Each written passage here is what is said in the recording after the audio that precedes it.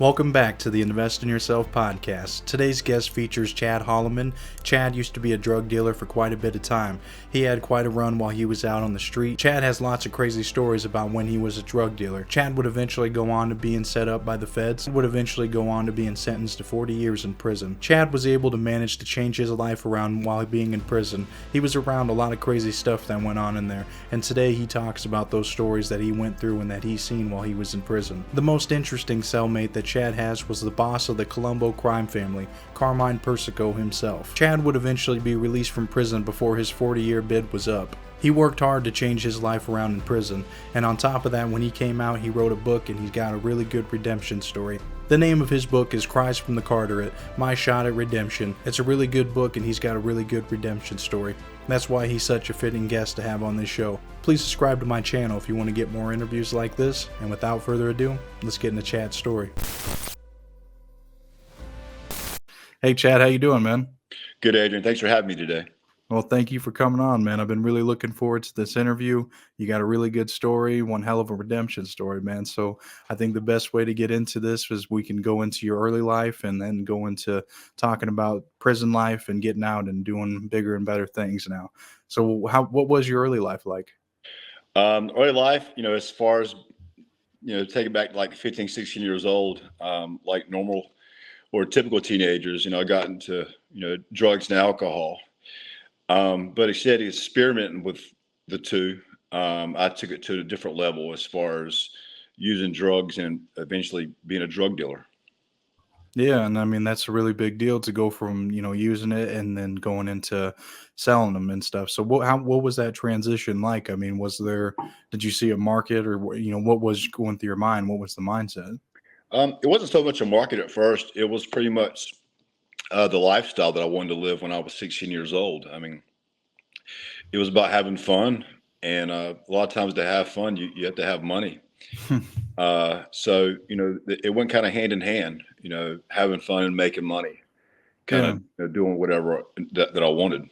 Yeah, no, I mean, I would imagine so. I mean, when you're younger and stuff, people don't really, have dreams and attributions and stuff to go on and do stuff. I mean, it's just about having fun and doing a good time and stuff. But I mean, it would lead into you for, getting into more heavier stuff. I mean, it wasn't just, fun and done. I mean, you would go on to start doing, like you said, Xanax and alcohol. And then I think you got involved with selling steroids and stuff as well. Yeah, I mean that was a part of it, but in my book Cries for Carteret, it was pretty much every drug from A to Z. I had a hand in it at one time, and the biggest thing I got into was a cocaine. That was the biggest drug and the hardest drug that I got into, and that has the hardest consequences. We had the hardest consequences on me as far as when I was incarcerated and arrested by the federal government. All the other stuff just kind of added into the equation with the amount of drugs that I had, but it was cocaine that really was my downfall. Okay, well let's talk about the cocaines, because the other stuff was just getting into it, small time stuff. But when you got into the whole cocaine game, what opportunity presented itself for you to even get involved with it? Cocaine's it's different than marijuana. I mean, when you sell marijuana, it's very bulky, and the profit margin was a lot different. I mean, you can get an ounce of cocaine anywhere between $600 and $1,000, and it's only like that big, right? Compared to say a pound of marijuana is like that. Yeah. So it's a lot smaller and very it's much more profitable. I mean, you can almost double your money on cocaine, and that's one reason why it was appealing to me. As far as selling it. Yeah, I mean, I could definitely see why. I mean, you could be able to secure it and then put it away, hide it, conceal it. I mean, it's just a whole nother game and a whole lot of another profit, because I mean, that's just what it is, and that's what you went to. And I mean, you would eventually go on to avoid the police and stuff. But were they watching you at this time, or were they really on you? They were. Yeah, I mean, pretty much since the time I was 16, 17, it went from me being small time to the local cops, local sheriff deputies, watching me. And then when I got to 19, 20 years old, it went from, the SBI, which is the State Bureau of Investigation in North Carolina. Then I graduated into selling, drugs between Miami, Florida, and New York, New York. And that's when the federal government, got involved and pretty much watched, every step for a good 3.5 to 4 years. But when I started selling cocaine, it was just buying, a gram or two, or what we call an 8-ball to a quarter ounce, a half ounce. And eventually I would, buy kilos of cocaine, as much as 10 at one time. That was the most I've ever bought at one time.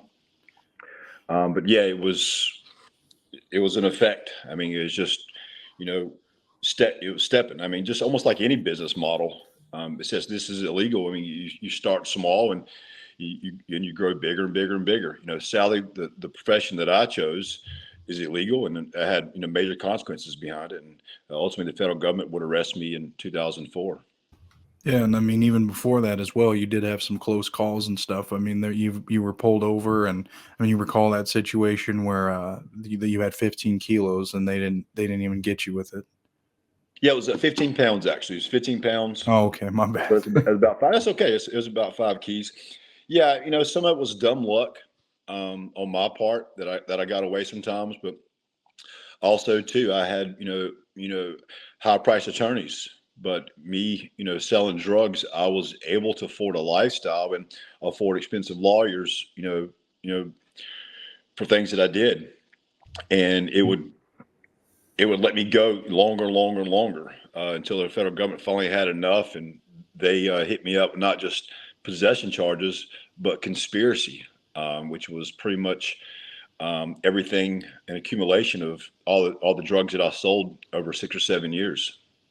Yeah, and I mean they once they start with the conspiracy, I mean that becomes a whole another big deal and stuff. And for you, I mean that's all they're trying to get you for all these other drugs. That I mean they don't really have what is the statute of limitation? I mean you were doing it for 6 or 8 years, but I mean with conspiracy and all that, is there really any limitations? I think statute of limitations on cocaine is probably about 5 years. Oh, okay. So some of the things that I did, it wasn't held against me as far as the quantity, but they did it to make me look bad. As far as the life that I had for previous years up to the time that I got arrested, and the year before I got arrested was at my peak. So I mean, they didn't need all the other little stuff, but when the federal government, arrests you, they want to paint the most negative picture of you as possible. And I gave them all the ammunition in the world. I mean, I gave them, all the opportunity to paint me as the bad guy, which I was. I deserved to be arrested, and I deserve consequences for my actions. Yeah, and I mean, you would go on to. I mean, you didn't have like a major, huge, long run. I mean, it was 6, 7, 8 years. You said so. I mean, for people, with drug dealers, I mean, it all always, comes to an end. I mean, it's not a a longevity career, like you said. But I mean, for you to go on and do it, were you flashy and crazy with your money and stuff, or what kind of ammunition were you giving the feds? Yeah, in my book, Chrysler Carteret, I don't mean to glamorize the lifestyle that I had, but at one point in time, I had any car that I wanted. I could live anywhere that I want. I could go anywhere I want, including, private airplane. So, but I wanted to paint the picture in the book, not only my fallacy, but all the mistakes that I had along the way. So yeah, I was flashy in a dumb way, and it did not help me one bit. Yeah, and I mean that's what usually gets a lot of guys, caught up in that, which is, a common mistake. But I mean, it all comes to an end, and you go to prison for a while. Some guys get out, some guys get long sentences, but you look back on it and you're like, wow, what the hell was I thinking? I mean, even for me, even if I didn't have a crazy life like that, I think back to crazy stuff that I did. But in your situation, it was a lot different. But I mean, when you think back on it now, I mean, what are your thoughts on that? Like what Oh, what you just did? on my decision making when I was in my early Yeah, 20s. yeah. Just stupid, just a knucklehead, and and when I wrote the book, I would flashback to times of my life, I'm just like, what was I thinking? And, I know. I had, no care in the world whatsoever. I mean, and I disrespected and disregarded authority on every level. It's now 20 years later, after 18 years of incarceration, me driving around, I'm scared to speed. When I see a police officer turn around or up ahead, I get nervous compared to when I was, in my early 20s, me going 80, 90 miles to 100, mile per hour. And if I get pulled over, I didn't care. I No. didn't care. And I would pretty much tell the officer, what are you going to do to me? You're going to arrest me? You're going to take me to jail because I'm going to get right back out? Because I had no license, at that time. And now me having a license is the most precious thing, one of the most precious things in the world to me. I cherish it. And, to this day, I've had my license back almost 2 years. And, on that date that I got my license back, it was January 24th. Every 24th of each month, I kind of celebrate it. So another month, Yeah. another month without getting a speeding ticket. So yeah, I was arrested for drug conspiracy, but it was so many things that I did as far as disregard for the law. And when I speak at schools or churches, people don't believe me when I say this, but I have received over 150 speeding tickets. That many? Wow. And I probably was arrested, probably close to 100 times for drive license revoked, speeding, drinking while driving. So when I got sentenced to 40 years in incarceration, the judge talked down to me because of me selling drugs, which was understandable. But he lectured me, about the same as far as, me speeding and me getting pulled over. And at that time, I didn't understand it. I'm like, I'm in here for selling drugs. You want to talk about my driving record? But as time went on in prison, I got it. I got it. It's the small things that lead to the big things. And, my disrespect towards, laws, landed me where I was supposed to be. And, I'm thankful for the prison experience that it did for me, where I toned everything down and I corrected a lot of my flaws. I still have flaws, don't get it wrong, but while I was incarcerated, I got to work on myself and I got to really find out who I was and what I wanted out of my life. Yeah. When I was being wild and carefree, my life was spinning out of control. And I'm thankful for the prison experience, because if it wasn't for that, I would be dead by now.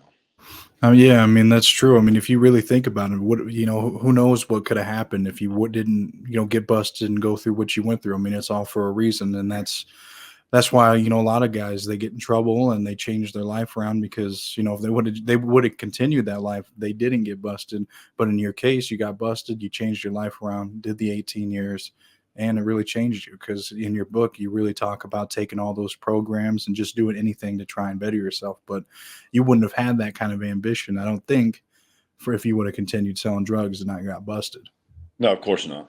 Of course not. And prison is a great equalizer, for men that go in, men and women that go in. And it works in some cases. Some cases it don't. It depends on when the individual is ready to change and really, take life on a different course. And my first 4 years incarceration, seeing things, and I just got so tired of being at the bottom that I was like, something's got to be different. Something's got to be different. And with conversations that I had with other inmates, and me fed up with, consequences, I was ready to give it a shot. And I didn't transform, overnight. It was a series of events. It took about 4 or 5 years for me to totally turn the ship around. So it wasn't like, hey, all right, I'm quitting drugs, I'm a changed man. It wasn't that. It was step by step by step, for me to go through. So it was a process. Yeah. It wasn't overnight for sure. Yeah, and I think you're absolutely right with people having to be ready when they're ready to change their life around. That's when change is going to happen. I mean, I don't think anybody could have told you nothing back then when you were active and doing all this stuff. Am I right? That's right. Yeah. Well, I mean, because I wasn't listening to anyone for sure. yeah, no, because I have certain family members, like that. So right now, and that's what I'm kind of going through, man. So I know that. I know I've interviewed lots of guys and stuff, and they've told their story, and like, no, and you couldn't tell nothing back then when they were active and stuff like that. I mean, it sucks, but they got to go through what they got to go through. Am I right? That's right. That's right. Yeah, but back to your case though. I mean, so you got busted in 2003, is that correct? Or was it 2003 or 2004? My federal indictment came out in 2003, Mm-hmm. but January 21st, 2004 is when they finally arrested me. And it wasn't a regular arrest. Like I said before, I've been arrested close to 100 times. This was not a regular arrest. And No. when the federal government decides to arrest you, they will come in, guns and everything else. Yeah. So it was almost like a movie, getting arrested by the federal government. Very stubborn. One of the crazy experiences I ever had to go through I with would that. So, imagine. but saying that, you would think that after the federal government arrested me and I'm facing life in prison, that I would turn my life around. Right. But I remained a hard-headed rascal for years, and for 4 or 5 more years. When I first got in prison, I would hang out with gang members, and with those same gang members, I would eventually join the gang. I Mm-hmm. would commit acts of violence while I was there. I would continue selling drugs while I was there.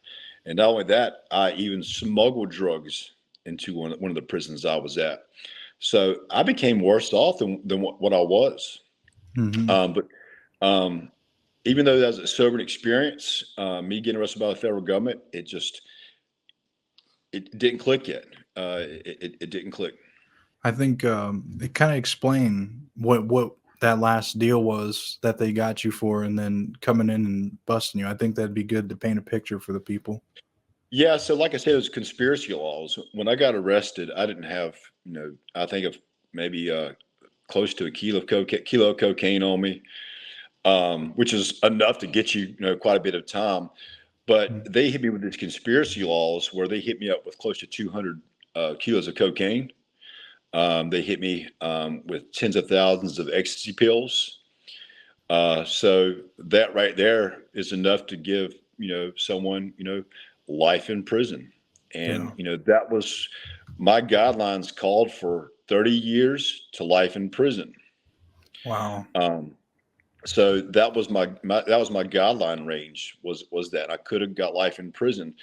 But the BOP or the federal government, the federal court system, they have a what do you call a 2 points for accepted responsibility, which is if you plead guilty, they give you 2 points. So me pleading guilty and not fighting, it took 2 points off, which took life in prison off, but gave me 40. Now, some people might say, well, 40 might as well be life in prison anyhow. Yeah, Hmm. in a sense, they are right. But I didn't want that life prison sentence. And the federal government has a 99.9% conviction rate. Jeez. Yeah. So I And mean, that's pretty solid. when they get you, I mean, I've met a few innocent guys in prison. There's not very many innocent guys. Um, but no matter what, guilty or not guilty, the federal government, when they come get you, they have everything they need to paint the picture to the district attorney, to the prosecutors, and to the judge to get you. So, with all the statements against me, the controlled buys, there was no way I was getting out of this. So we said responsibility was a no-brainer for me, and not fight the federal government. And Yeah. they say that. I mean, they have a 99.9% conviction rate. Wow. So it's no joke. It's not like you go in a state. In state you can get a decent lawyer and get off lightly. This Mm. wasn't the case here, and I had a very good attorney. I had one of the best attorneys you can get in North Carolina. But still, once the federal government wants you and gets you, they I got you. got you. Yeah. Yeah, and I mean, for like you said, you already posed for that picture as well by being a drug dealer and all that.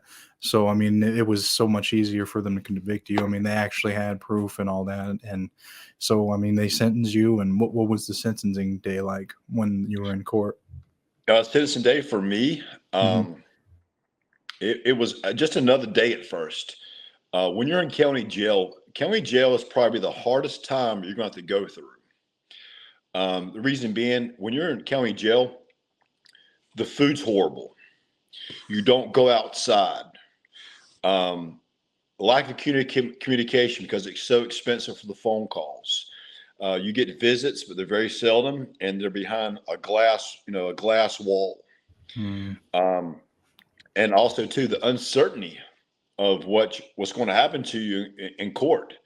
But then you have all these other guys around you. Some with um, mental issues, some that don't give a rat's ass about what's going to happen to them. So it's a very volatile environment. So when that day of sentencing came, I was like, let's just get it over with. I am ready to go to prison. I don't even care if you give me life in prison right now. I want to get out of this jail cell. I want to go see trees. I want to go walk the yard. I want to go eat decent food. I don't care if it's prison. It's better than this place here. So the day of sentencing was another day for me initially. But after the judge, talked to me and I gave a so-called speech that didn't go too well, he gave me 40 years, which I already knew that ahead of time. That's what I was going to get. It was all formality. Right. But after the judge sentenced me, I look over at the prosecutor's table, and one of the head agents, he does this to me. He goes, bye-bye. He did Yeah. that to me. And, I wasn't mad until then. And then when I saw this, DEA agent, do that to me, whew, I got mad. And even though I was shackled on my feet and around my hands, I charged at him fast as I could. But if you ever had shackles on you, I hope you never had them. You're not going too far. And as soon as I made a move for him, marshals, they tackled me. Wow. So it ended Yeah. up being a big mess in there. And I would watch my mother be escorted out by marshals. I would watch my grandmother be escorted out. I would see my brother, get patted down, by the federal government. In the meanwhile, I have marshals carry me out the door head first, after I got sentenced. So it was a regular day, but it ended up just being a bad, bad, bad, bad day, for Yeah. me. And I wish I could control my emotions, even though the guy was wrong by doing what he did. Hmm. I should have controlled my emotions better because it only, made it hard for me. It made it hard for my family. I mean, my family's already going through a lot with me being gone. Yeah. And they see me upset, they got upset, especially my mom. My mom was in the courtroom yelling at the agents, cussing at them, and everything else.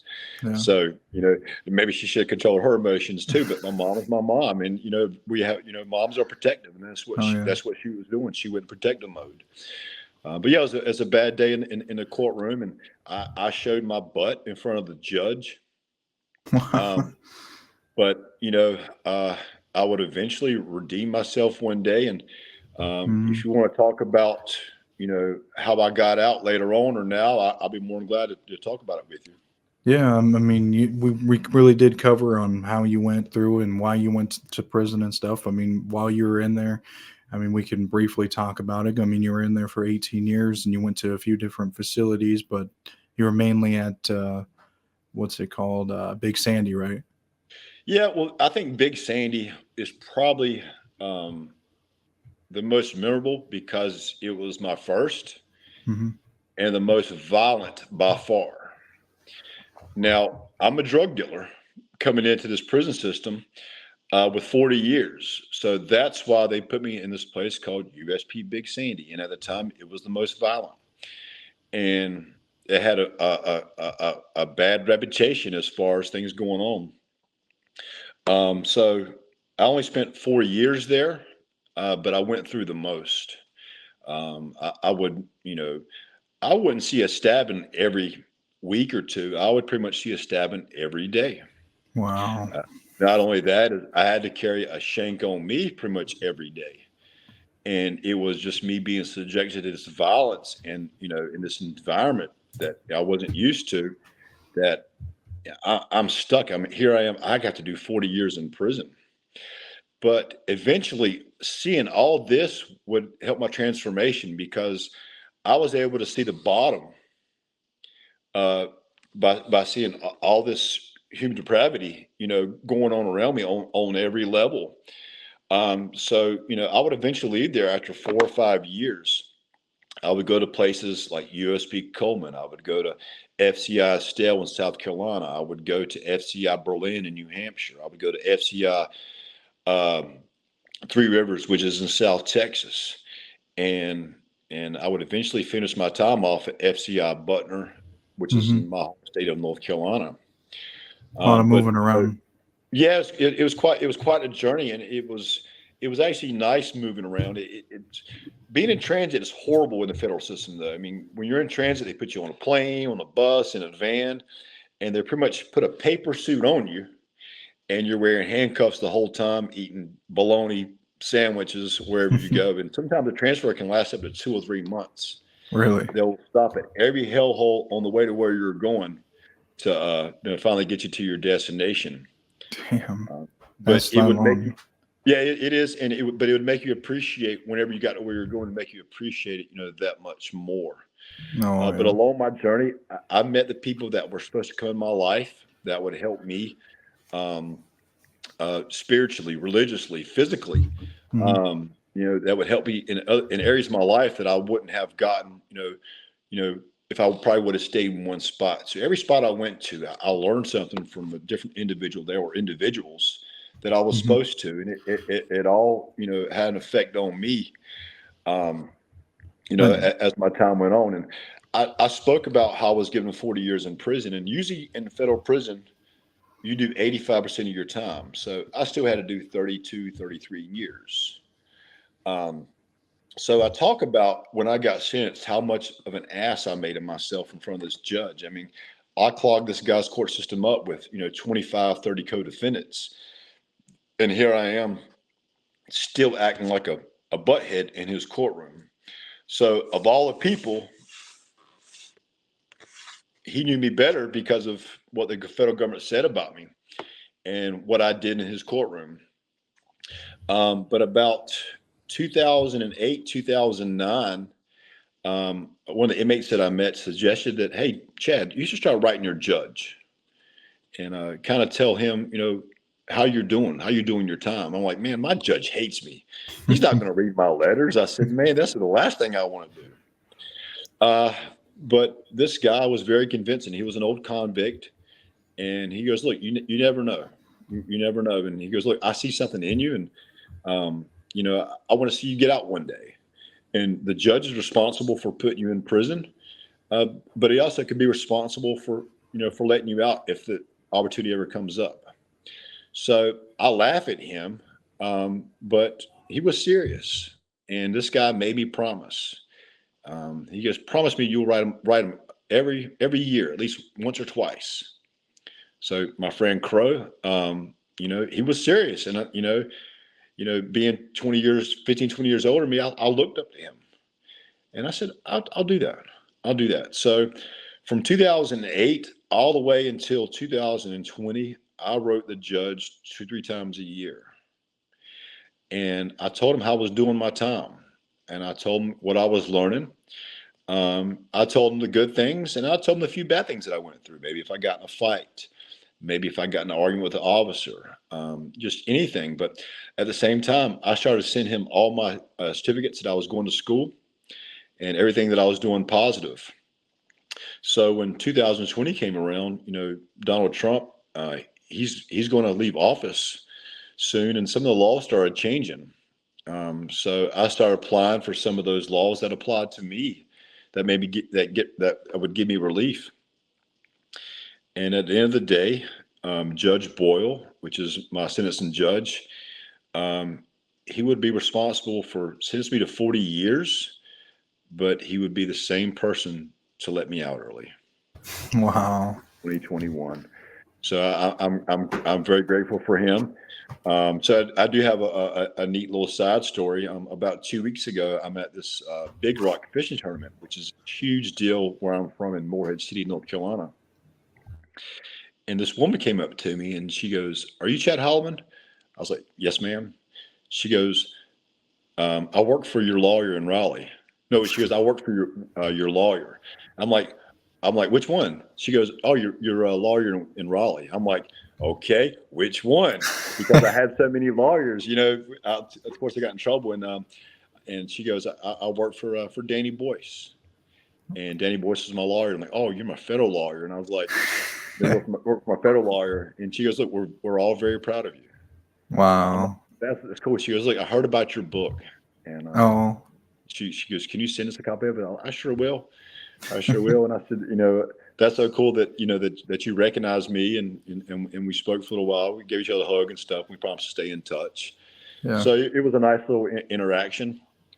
I mean, I was Go gonna ahead. say it is pretty cool how things work out, man. I mean, just like that. I mean, you had them represent you when you're going down for all this so many years ago, and then for them to come back around and say, "Hey, we're proud of you. You changed your life. You got a book, and you're really doing bigger and better things." I mean, you actually changed your life in there for the better. You did a lot of Yeah. things to improve. I mean, it's crazy. Yeah. Yeah. So another side story too is my book is called Cries for Carteret. Mm-hmm. I called it cries because cries can have different emotions. When you cry, it could be a laugh, it could be sad, happy. It could be numerous things. So the book is full of emotion. And Cries for Carteret. Carteret is the name of the county that I'm originally from, Carteret County. Oh, okay. Before I got out, before the judge, reduced my sentence, I promised myself that I want to, go back to Carteret County and make a difference in any way that I can. So I started visiting inmates while I was in federal prison, while I was in Carteret County, different inmates that I knew their families, just go there and speak to them and whatnot. And I became acquainted with the district attorney there and some of his assistant district attorneys. And I pretty much told them anything I can do to help. Please let me know. About a month ago, I got a text message from a woman that recently read my book, and she's going through a hard time because her son was facing 20 years in prison for selling drugs. Yeah. So the date in the courtroom, um, the judge, before he sentenced uh, her son to prison, he told her son, there's a book called Cries for Carteret. It's written by a guy named Chad Hollamon that turned his life around. He's from the same area, just like you are. And he goes, if this guy can turn his life around, you can too. He goes, I want you to read that book. As soon as you get to prison, have someone to mail you that book. So the woman told me that she wanted to jump up and scream at the judge, "Hey, I've already read his book. I've been trying to get this book to him, already." So that was just a cool little side story that made me feel good, Yeah. about the book and impacting people, not That's what just I me, was but gonna the say. book itself. It's an arm of me, and it's nice and humbling, knowing that people are reading it and um, it affecting people. And that wasn't my intent with the book. I mean, my intent was to kind of tell my story Mm-hmm. um, and just let it go from there. But that was an unintentional effect from it. But I'll take it. Yeah, no, and that's what I was gonna say is like you're actually really making an impact. I mean, with telling your story, doing a show, a podcast, your book, doing these speaking. I mean, it really does help because your story's getting out there, and they're like, "Oh God, this guy used to do all this stuff, sell all these drugs and stuff, but now he changed his life around. He's living like a normal citizen." I mean, it's not far fetched. I mean, it's possible. I mean, you did 18 years in prison, so there's other people that are in prison for less time than that. I mean, they can change their life. It's just all up to the person, like you said, when they're ready. But by counteracting it at the same time, it's like, okay, well, Chad's story's out there. It's like you can change your life. I mean, if people like you weren't out there, then the people that were currently doing all the bad stuff, I mean, they wouldn't know that exists. You know what I mean? They'd just be like, oh, there's no hope. You know what I mean? But you give it hope. You know what I'm saying? Well, I hope so too for the parents of individuals that are incarcerated. But also, uh, I tell myself when I get out, I would do the right thing, not just for me, but I want the guy behind me that's given a chance to get out and do the right thing as well. Hopefully, by me setting an example, that the judge that sentenced me, or other judges, will look at me and say, well, this guy, he did it. I think this individual can too. So, and hopefully the people after me, when they get out, they continue doing the right thing as well. And and I try to maintain the course for myself first and foremost, and for my daughter and my family. But I like the fact that people can come behind me, and my change impacted their getting out early, or them getting released before their supposed date. Yeah, because I mean that's a really big deal. I mean, you were in your head, you're already thinking, okay, I'm doing more than 40 years, or for doing 40 years, or like good times, 33 or 32, like you said. But Yeah. to get out, I don't know, what was it, 10 plus years before? Nah, maybe a little over 10, right? Yeah. Then so I mean, you think about it. I mean, that had to have been a really, really big deal. I mean, because you're Yeah. like, I'm still going to come out, and I'm going to still have so much more life to live. Yeah, it's helped me out a lot. I mean, sometimes, we all have bad days. We all have, we're talking earlier before the podcast came on, how life can get in the way. And, me, it's easier for me to escape that mindset, because I just sometimes can put myself back in that prison cell, and I'm like, you know what? I'm supposed to be here till I'm 61, and I'm not. So at least I'm out here having problems and had to deal with life other than there, where I couldn't deal with anything, Yeah, because that's there, I it. mean, you're so reliant on when they feed you, what they give you to wear, the phone calls, you're writing letters. Here, it's just like, it could be a lot worse. I'll be 46 next week, and I still had 15 more years to go. I should be 61 when I got out. Wow. So, And here we are doing the so, show. so I still got all my hair, and I got plenty of life left to live, and yeah. So like I said, sometimes I can be having a hard day, but it's easy for me to transport myself in a different spot. And I'm like, you know what? It's Could so be a much lot easier worse. now.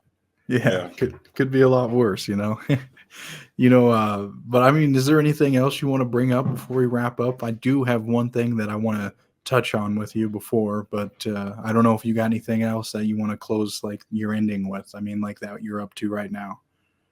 No, I mean, I'm just trying to, be happy as I can. It's funny. I made, at my peak of my drug conspiracy, when I was 24, I made well over $1 million in 1 year. That's a But lot of I money. look back, that was probably the most miserable I've ever been. Really? To this day, I got a few $1,000s in my bank account. I drive a 10-year-old car that gets 45 miles to the gallon. And I'm content as can be. At one time I had numerous sports cars, and I could do whatever I wanted. But now it's just I'm so content with what I have, and and it's money is not important to me anymore. And I look at some of my friends that are just chasing the dollar, and they're just killing themselves to do it. Hey, look, money's nice. Don't get me wrong. Don't get me wrong. But being incarcerated and not having things, it puts everything in a check for me. And I get we're all different, and people want to accumulate as much money as they can for their kids and everything else. I get that part, but to me, it's just not as important to me anymore. Which at one time that was the main thing, just making money, making money, making money. But it may be miserable, Yeah. and have to look over my shoulder, whatnot. And I know I did it the wrong way, but um, just prison gave me a different perspective on life, and material things, and what's really important, for sure. Yeah, I mean, I would definitely agree with you. Like, I mean, I was never there, but I'm just saying, like, I mean, it really got to make you appreciate time more than anything. That's the most valuable thing, because you were in there for so long, and money and all that you had it when you were younger, big whoop. But now it's like, okay, time is something that we don't get back. So, what was your question? Do you have a question, or you want a comment about Yeah, anything? just there's one more story I want to have you talk about. It's the Yeah. because I have like a mafia audience. They really enjoy that. And you had a cellmate, Carmine Persico. I just wanted Yeah. to ask you what was that like? That was in 2007 when you were in there. So when he became your cellmate, what was that like? What was the situation on that? It's so funny because like of all things that I went through, I was cellmates with Carmine for about 2 or 3 months, and like people want to know about Carmine. So yeah, so funny story about Carmine. I met Carmine in 2005, and he was at Long Park for a long time. When he first got to Big Sandy, I thought he was a Spanish guy. He's just super, Really? super nice. But after a couple of days, I see all these guys like shaking his hand and everything else, and like he just really he demanded, he not you got to give me respect, but you had to give him respect with who he was, even though he was this big, I guess, mafia boss, on the outside. Um, just super, super, super nice and humble. So it took me a couple of days to figure out who he was, and so yeah, when he first came in, he wasn't my cellmate at first. He was my cellmate about 6 or 7 months later. But I played chess with him. We played chess, played some bocce ball. We got to be good friends, talking all the time. And eventually, we would be in this unit where it was meant for it was a mentor program. So I was in there. He was my cellmate for probably 2 or 3 months. Sadly, he would develop, I think, testicular cancer while he was Mhm. there, and And you would and wheelchair him around, I think you said in the yeah, book. wheelchair around for a little while, and he would eventually go to Butner, Hmm. um, but he died probably 3 years ago, and he left Yeah. in 2005, 2006, so he lived the rest of his life. I don't wish any man to be in prison, when they die, but at least he was in Butner, which is one of the better prisons in the system. And he lived 12, 13 years. And if I'm not mistaken, Carmine was 80 some years old. Yeah, I mean he's When, definitely an old timer. yeah, when he But passed away. But I didn't know who Carmine was until after he left, and reading all these books and seeing all these documentaries about him. So I didn't know him before, but if I'd have known that before and then met him, I'd have probably been starstruck, and you know what I mean. But yeah, to me, at first, he was just a guy, and then I heard he had mafia ties, whatever, and then it's like, wow, he was one of the he was head the guys of boss. the five families. Yeah. Yeah, And there were some so other guys too. When you're in the federal system, you meet a lot of guys like that, but there are only a few to that degree for sure. you But were like I said, close. he was one of the humble guys. He loved to cook, loved eating for sure. Loved playing chess and bocce ball. But I enjoyed my time with him, made everything easier, and it was nice having that guy to talk to, about life. Um, and we would maintain contact for a few years, even when he was at Butner. I actually got to Butner too, which is across the street from there, and Oh, we would pass letters back and forth when we went to hospital visits. hmm. I'd miss him, he'd miss me, but we'd pass either notes or we would pass messages back and forth, Did for he that time. ever give you any advice, or did he ever tell you any of his old war stories? I'm assuming he probably didn't on the war stories, but No, did you can he? tell me on the war stories, but I didn't speak him about him in name in the book as far as this, but um, he was. I talk about in the book about if these guys can do it all over again, what will they do? Hmm. And a lot of them you know, would choose and find a good girl, man. Find a good Find girl. a good girl, man. That's where it's at. And I think a lot of these guys that do a life in prison, they see things different than you and I. And people like Carmine would say that. Find a good girl, man. Find a good girl. It's all about family, uh, for sure. Yeah, I can Yeah. see that, and this Yeah. is cool. I just thought that would be a funny way to end it because a lot of people are familiar with Carmine and his story, and watch my show as well. I mean, he's a part of mafia history. I mean, he was a big guy in there, so for you to Yeah. be with him, I mean, again, he was older and stuff, and he ain't gonna be how he Yeah. was on the street. A lot of these guys are Yeah. different in there. I do have a side thing. So, um, so from your you look at me, what nationality do I look like? Definitely. I don't know. I mean, you look white. I guess I Yeah, couldn't pinpoint. I mean, you look like a little Hispanic, a little bit, but I yeah. don't know. Maybe I'm So wrong. I'm actually Scottish and Native American, but I'll tell you a little side story. Oh, So okay. I fit in with almost every group there at some point in time. Really? So without a beard, and when I have a tan, I look Italian. Okay. Yeah. Now when my hair's short and I'm pale as a ghost, I look like I'm Russian. All right. Now when I had a long beard and my hair was kind of short, I looked kind of like I was from the Middle East somewhere.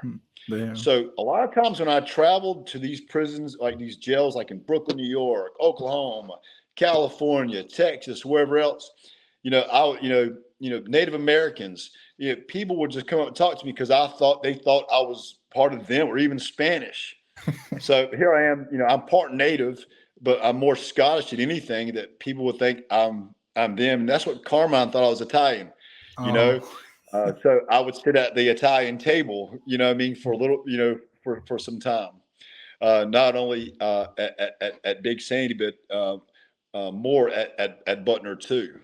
And I never corrected them. You know what I mean? They just kind of assume just one thing. yeah, So that just that was a trip, hanging out with them. yeah, literally every Just group. eating with them, you know what I mean? Because that's a sacred thing in the chow hall. When you eat with somebody, it's a sacred thing, man. Yeah. Where you sat at mattered. You don't just sit anywhere. No. There's assigned seats for the most part, or tables, and you don't deviate from that because it will get you in trouble. If you read my book, you will understand where I remember. it I gives you some remember. hot water. Yeah. It will, and that's that's another funny story for your book, and for people to want to go and check it out. Chad, has so much stories that he didn't even throw in, this interview because I mean, it did take hours to cover. But if you want to check out Chad's book, I'll put it in the description because he's got a really phenomenal story. I mean, where else can the people find it, Chad? You can find it Amazon. at Amazon, Barnes and Nobles websites. And if you want to, I can. You can get it directly from me. I'll leave my phone number. You can leave on In there. the I description. mail out signed copies if you'd like. Yeah, absolutely. I can put your email Yeah. or phone number, whichever one, and then people Okay. can directly email you Yeah. from there. But no, I appreciate you coming on the show, man. It was a good time. I know we tried to get this earlier, but life happened, and we're That's here it, now. man. I That's mean, it. We're here now. Yeah. exactly. Well, I Yeah. appreciate it. Thank you, Adrian. Yeah. Chad's got one hell of a redemption story. He really turned his life around completely. He is the definition of a good redemption story. Lots of people that are involved with crime can really learn something from his story. It's never too late to make a change in your life. Please comment any key takeaways that you got from this interview. Please share it with anyone that you think will enjoy this type of content. Also, please don't forget to hit subscribe to my channel if you want to get more interviews like this. I'll also put Chad's book link in the video description. In the video description as well, you can find my clothing brand website where you can see all my t-shirts, hoodies, beanies, and sweat. The last thing that I'll bring up is my playlist of all my other interviews. It'll pop up on the end of the screen at the end of this video. Thank you again so much for watching.